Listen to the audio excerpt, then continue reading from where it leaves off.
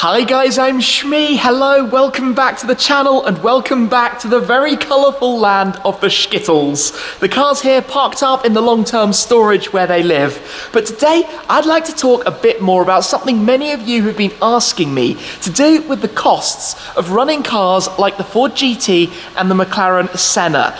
I've alluded a bit in the comments to how much more those cars cost to run and to use and to maintain than say the AMG GTR, the Vantage GT8, the 675 LT Spider, or even the Ferrari GTC4 Lusso that's currently over at my flat in Germany, in Frankfurt. Well, it's a bit of a fuel for thought. We've not done one for a while, so let's run through this, have a bit more of a deeper look at what it actually costs to run cars like this. It's also going to turn into a bit of a garage update. I've got some news to tell you as well, some plans for what's coming up, so stay tuned, don't go anywhere, that's all coming very shortly too. So let's get started then and go into this in a bit more detail. Many of you out there, particularly the squad, the regular viewers amongst you, and yes, we've just had squad, Skittles, and behind me we've got the Shmeemobiles. As you'll know, that's a bit of light-hearted fun, don't take it too seriously, but you'll also know that I'm not a big fan of garage queens. I believe that cars like these are built to be driven and driven hard, used as intended, and that's exactly what I try and do, and the last couple of weeks have been totally insane. As you've probably seen, it is genuinely mind-blowing what's been going on. Of course, with these two at the Nürburgring, also taking the GT to Silverstone, but the different events I've been to around Northern Europe so far, meeting so many of you, and as we put it, I'm incredibly lucky that I'm living the supercar dream, and it's so awesome to be able to share it with you, give you an experience and sense of what these cars are like. And today I'm going to be talking about the other side of that, some of the costs behind it, why the Senna and GT are so much more expensive to run than say the LT, the GT8, the GTR and the Lusso. Now before we get on to that, lots of you ask me about this location, where I store my cars. It is actually a private car storage. It's not a public location. It's not somewhere that people can just come down and take a look. And I've talked about this before, but there are actually cars right in front of me and right alongside, which make these look almost a little bit pedestrian. Some very rare, very special, very expensive cars are around, so mine are in pretty good company. Now the reason for this is that although I would love a man cave, a private garage where I could hang memorabilia, put all my spare bits and pieces like wheels and tyres, and all the pictures that we've taken over the last couple of years, it is of course very important with my travel schedule, remember how little I'm in the UK, that the cars are secure, they're being looked after, they're under covers on trickle chargers, somebody is checking in on them all the time to make sure that everything is well, and having that, I guess, sense of peace from the security is pretty important at this stage, maybe in the future. And if anybody out there has a good idea, do let me know, do drop a message, because one day the time will come. But for now, this is the perfect location to be storing all of the cars. On to the cars then. So here at the moment, we've got the LT, the GT8, the GT, the Senna, the GTR, and Benzene-Benz Mustang. Over in Frankfurt is the GTC4 Lusso and the Heritage RS. The red RS is currently at my flat here in London, but it's going to be heading over to Mountune to do a couple more things with it as well before I'm next back. But just as a reminder, the LT is actually coming up now to being about 3 years old. In that time, it's done 12,000 miles. It's been to Spa, the Nürburgring, road trips, fuel faction, down to Bosnia and Montenegro, lots and lots of fun things with it. The GT8 has been to the Mille Miglia, it's been down to Rome, it's been around Sardinia, fuel faction as well, also around the Nürburgring, up to Scotland, around Knockhill. That car's done just over 6,000 miles in 2 and a bit years. The GT already, hard to believe this car is only about 4 months old, but it's been around the Ring, it's been around Goodwood, it's been around Silverstone, it's got 1,300 miles on the clock, but many more to come, including activities very far and wide that I've been alluding to as well. The Senna, just under 1,000 miles, but also around the Ring, around the GP at the Nürburgring too, and again, lots more coming with it. I'm even going to be taking it over to a pretty famous circuit as well very soon. The GTR, well, I'm sure you know this car, it's about 18 months old, it's got 19,000 miles on the clock. The Rentec twin turbo upgrades, I don't drive it all that much at the moment, but I do think I'll do more driving with it, and fingers crossed in the not too distant future, it's going to change and become a GTR Pro as well. But I like to keep a hold of it because it's such a fantastic car to drive and enjoy.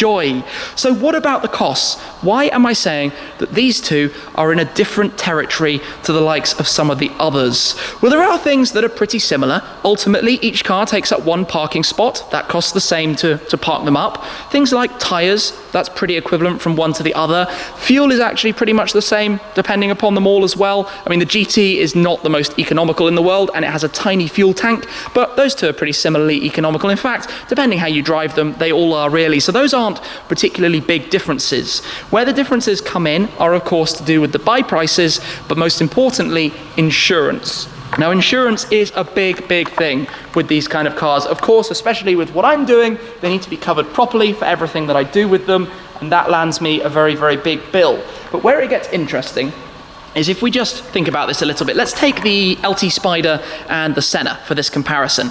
So the LT Spider had a new price of about £340,000. The Senna had a new price of about £830,000, to be completely honest with you. So we're talking, what, 2.5 times the difference. Now the LT's insurance cost to the Senna's insurance cost is 6 times the difference. So basically, because of the high value, because of the risks, the Senna is vastly more expensive to insure than the 675 LT. Same story goes if you compare the GT8 to the Ford GT, and actually the Senna is about 8 times the price to insure of the GTR. So where the GTR is something like £2,000 per year, you can more or less work out where that means the Senna is a bit over £15,000 to insure the car. And don't forget also, that's based on a limited mileage. So in the UK, we have a very funny system with insurance. So this actually needs a little bit more explanation. In most countries, you basically insure the car, and more or less anybody can drive it. Here in the UK, you need to insure a car, but you also need to specify exactly who's driving it and everything that it might do, and the modifications and the factory options and just about everything. So it's a really long and complicated process to get insurance, and I'm very lucky that I've got a great broker who helps me get all of that sorted out, but it does mean that it ends up costing quite a lot. So the GT and the Senna are basically limited in terms of what they can actually do. I can only do a few thousand miles a year with each of them, whereas the other cars, I've lowered it now because I don't drive these two so much, but when they were new, I could put 10,000 miles a year on them, and that was all okay. Now, the other side of that you also have to think about is the actual value of the cars. Now, one of the reasons that many people don't do crazy mileage with cars like this, in fact, I think my GT is the first UK delivered GT that even did a track day, one of the first to go around the Nürburgring, the Senna, the first McLaren Senna to go around the Nürburgring. But one of the reasons for that is what happens to the value of them, both down to the mileage that you do, but also down to how they're driven. A lot of customers, if you're intending to sell a car, don't want to see a car that they're looking to buy that's been doing track laps, that's been driven really hard, that's done VMAX runs, that's done anything fun. Everybody wants a car that's been a garage queen. Now, from my experience, this is actually totally backwards, because cars that have been used properly have been serviced, maintained, driven, the engines have actually been used, which means they're more reliable, less things go wrong with them. Anything that has gone wrong with them has been fixed along the way, because of course supercars have small niggles all the time.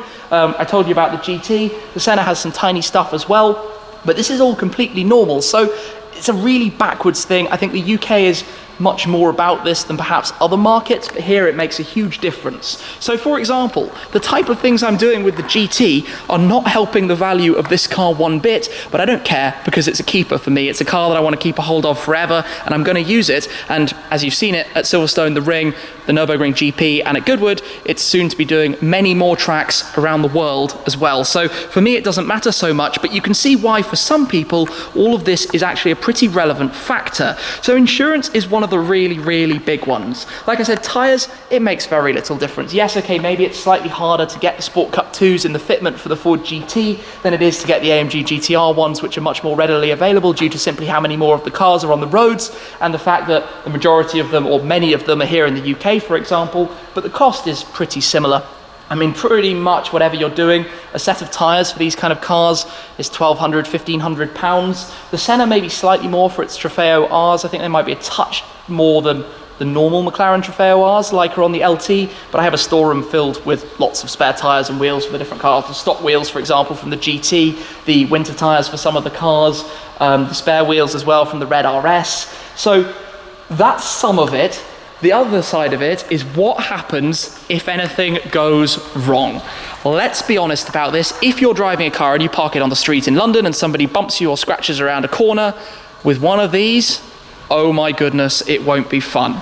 Of course, they've got paint protection, which will help from paint protection film, which will help from gentle scratches if somebody brushes past, and maybe even could take away completely from any damage. But we're talking carbon fiber body panels, we're talking special paint colors, multi-layer paint colors, MSO paint colors. So if something were to happen, it's scary. It's very, very scary, which is why those cars cost so much more than this, because that's just Mercedes black, and it doesn't have anywhere nearly as many carbon panels. Some of them are. These front fenders, for example, those are carbon fiber, but the bulk of the body isn't, which means it's much less expensive if something happens. And even let's talk about wheels. If something happens to McLaren's ultralight central lock wheels on the Senna, those are really expensive, whereas the AMG GTR ones, albeit these are the lightweight option RXC wheels from AMG, I think they're only £1, £1.50 per wheel, which comparatively is a huge difference. So basically, to run these means being aware of the mileage, so having to transport them to lots of places, and transporting cars can cost a lot of money as well. Don't forget,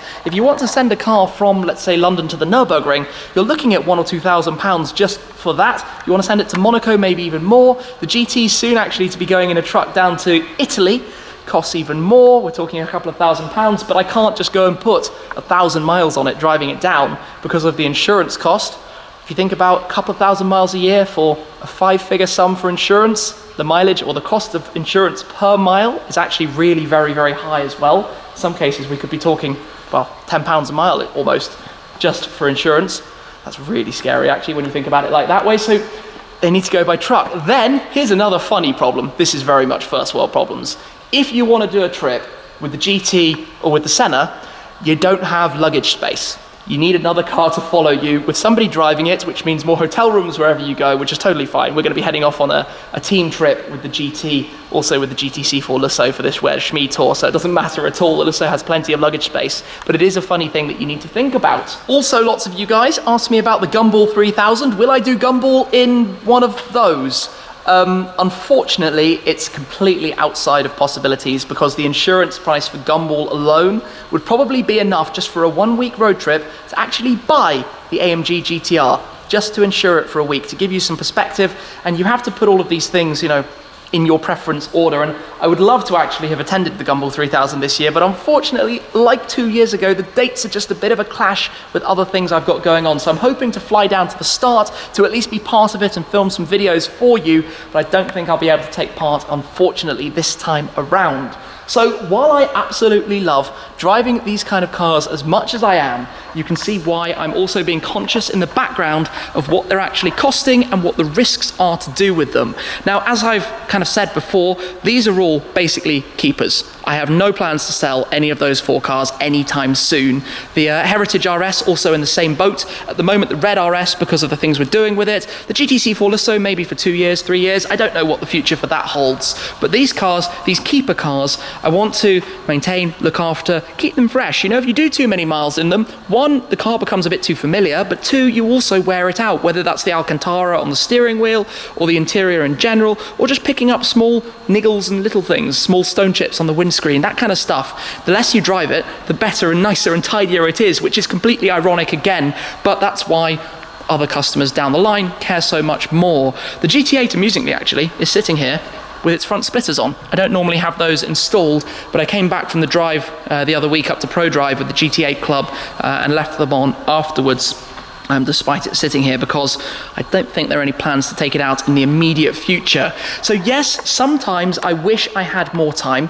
Sometimes I wish I could just take the LT and go off on a journey, but I'm so busy making these videos, but also the other things that we do as Shmee 150, the companies we're working with, marketing, all the different business side of things, that it doesn't give the time that there was in the past to just go off and drive. So I go from press events to motor shows because it's the content, right? I think you guys enjoy these videos and I quite enjoy doing that as well. And obviously I do drive the cars off camera. If I go out for dinner or something, I'm hardly rolling a video about it, and they do all find their way out. So what's happening next? Well, the big next trip is this year's Where's Shmee? And for this year's Where's Shmee tour, it's going to be based on taking this car down to Italy to have something done to it, a few small little modifications being made. then I'll be in the GTC4 Lusso for literally weeks to go all around. We're starting in Germany where the car is. We're going through Austria, through Croatia, into Italy, across to France, to Top Marks Monaco. Along the way, so many stop-offs and different events, and even some flying bits as well. And when we're in Italy, we'll be picking back up the GT to go with the GT and the Lusso over to Monaco, which I cannot wait for. Those two cars together is just going to be truly, truly mega. Then after the Where Shmee tour, I come back to the UK briefly, sort some things out, Goodwood Festival of Speed and the likes, but then comes the big one. Here is the plan. This car is going to be getting onto an aeroplane to fly to America. The American supercar is going for an American adventure. Truth be told, since I got my driving license when I was about 17 years old, I plotted out, here in the UK at 17, that's the legal limit, I plotted out this route around the US that I wanted to drive. I've always gone back to it. When I got my second car, a BMW 1 Series, I went back to the drawing board. That was when I was 21, 22, planned again where I'd love to go if I put it on a boat and sent it over or something.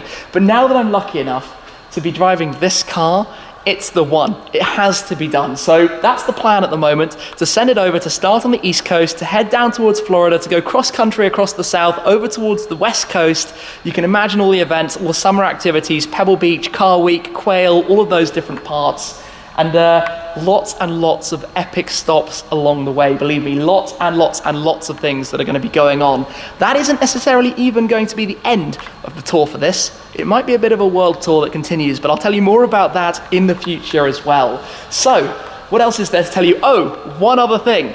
Keep your eyes peeled. Something might be joining this lineup. There's a colour that's missing very, very, very soon. And I don't mean the G63, the Supra, or the Griffith. Something you didn't know about until this very point in time is coming right around the corner. A colour that is missing from the lineup. So stay tuned for that. I'm looking forward to revealing it. It might be a bit of a surprise, but nonetheless, a new Shmee-mobile inbound. But there we have it really, a fuel for thought, a little bit of insight into, well, the costs of the Senna and the GT, how they stack up, how they compare. I guess I didn't really touch on servicing. The Ford, it's a Ford. They actually charged a very reasonable amount for the first oil change service. I think it's about £500 or £600. Then the Senna I haven't had to service yet, but it runs on the same schedule as the LT, 1 year or 10,000 miles. I think it would be £1,000 or £2,000 at the end of that. The Lusso, Ferrari's massive win for Ferrari. Their 7-year servicing and warranty package when you buy a Ferrari or an approved used, or actually any Ferrari, that is completely ideal.